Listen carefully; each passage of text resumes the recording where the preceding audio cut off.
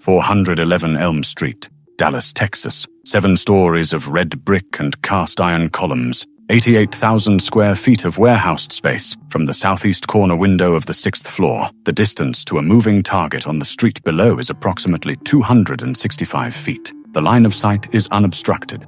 The angle of declination is roughly 15 degrees. On the afternoon of November 22nd, 1963, 3 rifle shots were fired from this window in approximately 6 seconds. In those 6 seconds, an unremarkable book warehouse became the most photographed, most studied, most contested piece of private real estate in the modern world. This is the forensic biography of a building that the city of Dallas spent more than a decade trying to destroy. Predion. The ground at the western edge of downtown Dallas was once a railroad approach. Through the late 1800s, this corner of Elm and Houston Streets sat at the meeting point of the freight lines that fed the city's cotton and grain economy. The original structure on the lot was built in 1898 by the Southern Rock Island Plow Company, a farm equipment manufacturer that supplied agricultural tools to the Texas plains.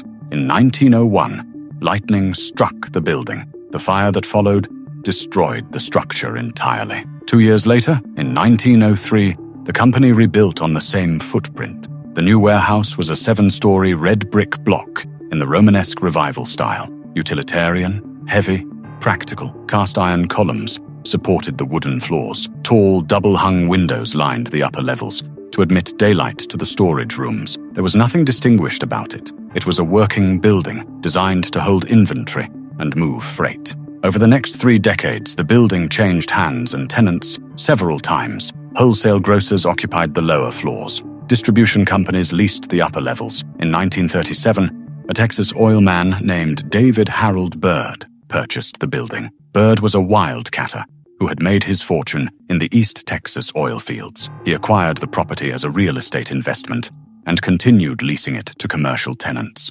For 3 decades, Byrd would remain the owner of the building, collecting rent on warehouse space without ever occupying it himself. In the years that followed Byrd's purchase, something happened in front of the building that would, decades later, prove more consequential than the building itself. In the mid-1930s, the Works Progress Administration broke ground on a public space directly across Houston Street. The project was named Dealey Plaza, after George Bannerman Dealey, the publisher of the Dallas Morning News and one of the city's foremost civic boosters. The plaza was completed in 1940. It was designed as a grand gateway, the front porch of Dallas. 3 roads converged at the western edge of the plaza and funneled together toward a triple underpass beneath the railroad tracks. Elm Street, Main Street, and Commerce Street angled inward through manicured lawns, concrete pergolas, and reflecting pools. The geometry of the plaza created something its architects never anticipated. From the upper floors of the warehouse, at the corner of Elm and Houston, the plaza opened below like a stage. Any vehicle traveling west on Elm Street had to slow to a sharp left turn, directly beneath the windows of the building. Once past that turn, the vehicle then traveled in a slow, straight, descending line for several hundred feet toward the underpass. A motorcade entering Dealey Plaza would be exposed, slowed, and visible from the southeast corner of the warehouse for nearly the entire length of its passage through the plaza.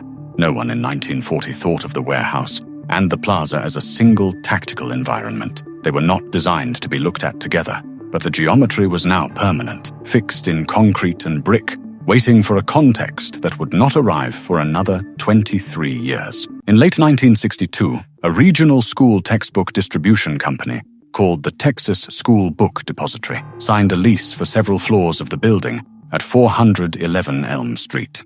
The company was a private firm contracted by Texas school districts to warehouse and ship public school textbooks. It occupied the first, second, and upper floors of the building. The 5th and 6th floors were used primarily for textbook storage. Cardboard cartons of textbooks, many of them published by Scott Forsman, were stacked in tall walls along the floor. The 6th floor was a working space, dusty, with exposed wooden planking and the cast iron columns rising at regular intervals. On October 16, 1963, a 24-year-old man named Lee Harvey Oswald was hired as a temporary order filler at the depository. He earned $1.25 an hour. His job was to retrieve textbooks from the upper floor storage areas and bring them down for shipment He had access to all floors of the building, including the 6th. 5 weeks after he was hired, on the morning of November 22nd, 1963, President John F. Kennedy's motorcade route through downtown Dallas was published in the local newspapers. The route included a turn from Houston Street onto Elm Street. The turn directly beneath the southeast corner window of the 6th floor. According to the Warren Commission report, sometime that morning, Oswald carried a long paper package into the building. He told a co-worker the package contained curtain rods. The package, the commission later concluded, contained a disassembled 6.5mm Mannlicher Carcano rifle that he had purchased by mail order earlier that year. At approximately 12:15, 6 floors above Elm Street, someone began moving textbook cartons. The cartons were Scott Forsman boxes containing copies of an elementary reading textbook. 3 boxes were stacked horizontally to form a partial barrier in front of the southeast corner window. A 4th and 5th box were placed behind the first wall to form a brace or seat. The window was raised approximately 15 inches. The configuration is preserved in dozens of crime scene photographs taken within hours of the event. This arrangement is what investigators would come to call the sniper's nest. The presidential motorcade entered Dealey Plaza at approximately 12:29 in the afternoon. The lead car turned right from Main onto Houston, then made the slow 120-degree left from Houston onto Elm. As the limousine completed the turn beneath the building, it began the gradual descent toward the triple underpass. At approximately 12:30, 3 rifle shots were fired from the 6th floor window. The Warren Commission concluded that the 3 shots were fired in a span of between 4.5 and 7 seconds. The fatal shot, according to the Commission's reconstruction, was fired when the limousine was approximately 265 feet from the window, traveling at roughly 11 miles per hour. At a downward angle of approximately 15 degrees, President Kennedy was struck twice. Texas Governor John Connally, riding in the same vehicle, was wounded. Within 90 seconds of the final shot, a Dallas police motorcycle officer named Marion Baker entered the front door of the building, pistol drawn. He was met inside by the building superintendent, Roy Truly. Together they encountered Lee Harvey Oswald in a second-floor lunchroom. Oswald was holding a Coca-Cola. Truly identified him as an employee. Baker continued upstairs. By the time the building was sealed off, Oswald had walked out the front entrance and boarded a city bus. 45 minutes later, in the Oak Cliff neighborhood of Dallas, Officer J.D. Tippett was shot and killed during a street encounter. Oswald was arrested in the Texas Theater approximately 30 minutes after that. The rifle was found on the 6th floor at 12:57 that afternoon, partially concealed between rows of book cartons near the staircase. 3 spent shell casings were recovered on the floor, beneath the southeast corner window. In the days that followed November 22nd, the building at 411 Elm Street became something the city of Dallas had no procedure for handling. Within hours, the press had identified it as the source of the shots. By the next morning, the photograph of its red brick facade had been printed on the front page of nearly every newspaper in the world. Tourists began arriving within the week. They stood on the curb of Elm Street and looked up at the southeast corner of the 6th floor. The civic mood in Dallas was a mixture of grief, fury, and shame. The city had been the site of a presidential assassination. Local newspapers had, in the weeks before the visit, run advertisements critical of Kennedy. National commentators began referring to Dallas as a city of hatred. The label stuck for years. The Texas School Book Depository Company terminated its lease and moved its operations to a different warehouse. D. Harold Byrd, the oilman who had owned the building since 1937, retained ownership through the entire intervening period. According to subsequent reporting in the Dallas Times-Herald, Byrd had personally removed the southeast corner window, frame and all, from the 6th floor, and had it installed as a display piece in his home. In 1970, Byrd sold the building to a Nashville music executive and Kennedy memorabilia collector named Aubrey Mayhew. Mayhew paid approximately $650,000. He announced plans to convert the building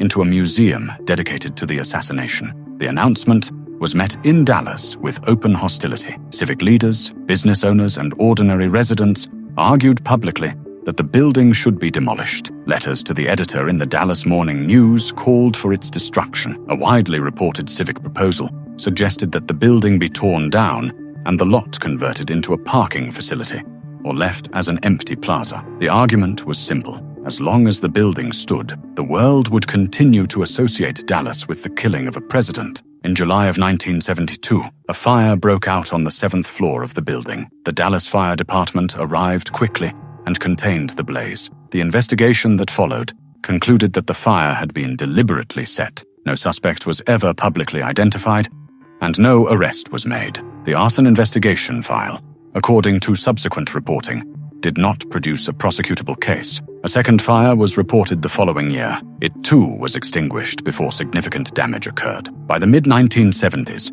Aubrey Mayhew's museum project had collapsed. He had been unable to secure financing, unable to attract civic support, and unable to keep up with the mortgage payments. He defaulted, and ownership of the building reverted to D. Harold Byrd through foreclosure. The building sat largely empty. The political fight over its future intensified. Mayor Wes Wise, who served from 1971 to 1976, publicly opposed demolition. He argued that erasing the structure would not erase the history. Other elected officials disagreed openly. There were proposals to dynamite the building, to gut it down to the steel, to convert it into anything that would not be recognizable as the building in the photographs.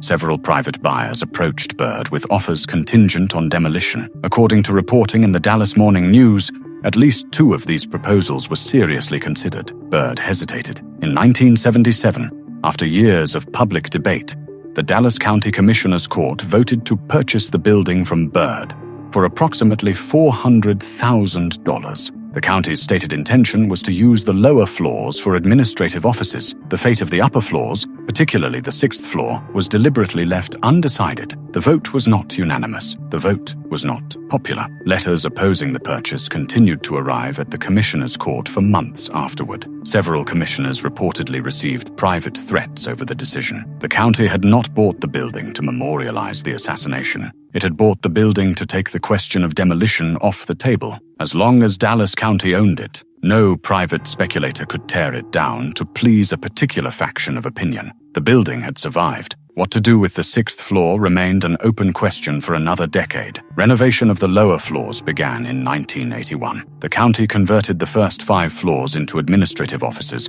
for various Dallas County departments. The exterior was cleaned and restored. The building was added to the National Register of Historic Places that same year. The 6th floor was sealed off. It was left, according to multiple accounts, in approximately the condition it had been in on the afternoon of the assassination. Exposed wooden floors, cast iron columns, the residual stacks of textbook cartons. Investigators and journalists who toured the floor in those years described it as a time capsule. The proposal to convert the 6th floor into an interpretive exhibit space came from a coalition led by Linda Lynn Adams, the chair of the Dallas County Historical Foundation, and the historian Conover Hunt, who would serve as the exhibit's principal curator. Adams spent years lobbying county officials, civic groups, and donors. Many in Dallas continued to oppose any formal recognition of the assassination on the site. The argument that ultimately prevailed was archival rather than commemorative. The 6th floor exhibit, its proponents argued, would not celebrate the event. It would document it. The exhibit would treat the building as evidence, as historical material, rather than as a shrine. Construction of the exhibit began in the late 1980s. The choice of how to present the southeast corner, the spot from which the shots were fired, was the most difficult curatorial decision the project faced. The decision was to recreate the sniper's nest exactly as it had appeared in the crime scene photographs, taken on November 22nd. The book cartons were sourced as accurate reproductions. Their placement was based on the photographs taken by Dallas Police Department crime scene investigators within hours of the shooting. The window was reconstructed at the same height of opening. The view from the corner was left unobstructed, exactly as it had been at 12:30 in the afternoon on the day of the assassination. The reconstructed nest was then sealed behind a wall of clear plexiglass. Visitors can stand approximately 3 feet from the corner. They cannot enter the nest itself. They cannot stand at the window. They look at the configuration through the glass, exactly as a forensic investigator would view a preserved crime scene. The 6th floor museum opened to the public on February 20th, 1989. In its first year, attendance exceeded 400,000 visitors. Today, in 2026, the building remains the property of Dallas County. It continues to function as the Dallas County Administration Building, with active government offices on its lower levels. The 6th floor museum occupies the 6th and 7th floors. The museum reports approximately 400,000 visitors annually, drawn from every state and from more than 100 foreign countries. The southeast corner of the 6th floor is the most visited exhibit. Visitors typically pause at the plexiglass for several minutes. Photography of the nest itself is prohibited. The window adjacent to the nest, not the original window that D. Harold Byrd kept, and that was eventually displayed elsewhere, has been replaced. The view through it remains unchanged. Dealey Plaza lies below, looking very much as it did in 1963. The grass on the knoll, the triple underpass, the line of Elm Street curving toward the freeway. The address itself, 411 Elm Street, has not changed. The brick has not changed. The cast iron columns inside have not changed. The bronze plaque mounted on the building's exterior identifies the structure as a National Historic Landmark and notes its role on the afternoon of November 22nd, 1963. What the city of Dallas spent more than a decade trying to demolish has now been preserved with a precision that approaches archaeological. Every detail of the 6th floor as it was on the day of the assassination has been documented, reconstructed, and frozen behind glass. Buildings outlast the events that mark them. The Texas School Book Depository was a grocery warehouse before it was a textbook warehouse, and a textbook warehouse before it was the most photographed building in the world. None of those identities was its choice. The geometry of its windows, the placement of its corner, the angle of its line of sight onto a public road, all of that was decided by architects and city planners, working decades before the man who fired 3 shots from its 6th floor was born. Dealey Plaza was designed in the 1930s as a gateway. The depository was built in 1903 to store farm equipment. The two structures were never meant to share a meaning. They share one now. The building stands today, not as a monument to a president, and not as a monument to the man who killed him. It stands as a monument to 6 seconds. 6 seconds in which a piece of ordinary commercial real estate became a permanent feature of the American memory. Dallas tried to erase those 6 seconds. Dallas could not. The brick is still there. The corner window is still there. The plaza below is still there. If you want to keep finding the addresses where American history actually lives, subscribe to Pradian. We follow the deeds, the floor plans, and the line of sight wherever they lead. Next time on Pradian, a Park Avenue address with 12 apartments and 3 centuries of secrets.